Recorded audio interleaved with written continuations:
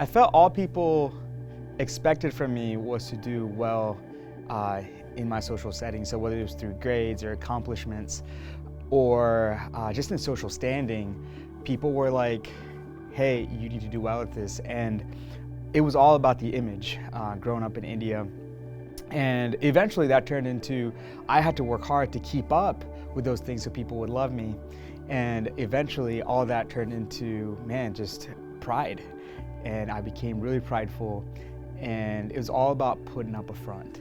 And as I was putting up a front, eventually turned into self-hatred, self-doubt, not really being sure of who I am. And I was lost, I had no purpose. And I feel like that was my one mission in life, was to work hard so people would love me. And if people didn't love me, that means I was worthless. I wanted people to love me for me. I wanted a deeper relationship with my family and friends. It was actually my college roommate who saw through my facade. He was humble, but man, he was able to see me for what I was, which was a scared, insecure, but truly arrogant kid. He would continuously try to share the life of Jesus with me. I was so mad. I would say, hey, leave me alone. I grew up in church. I knew all about this, man. I had friends in church, and you just need to back off, man. But then as time went on, I started paying attention, and I realized something was broken, which led to more conversations, and that eventually led me to this book called the Bible that started really shifting my perspective.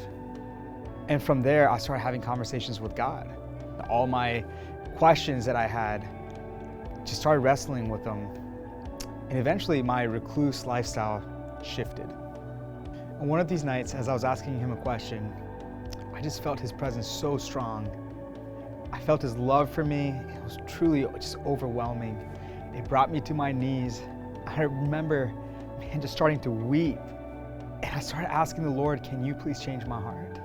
Can you change my heart?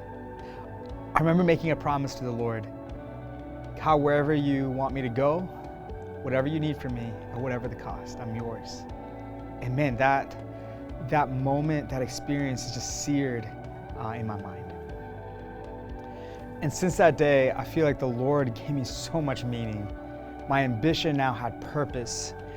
I was not scared. I was not alone anymore.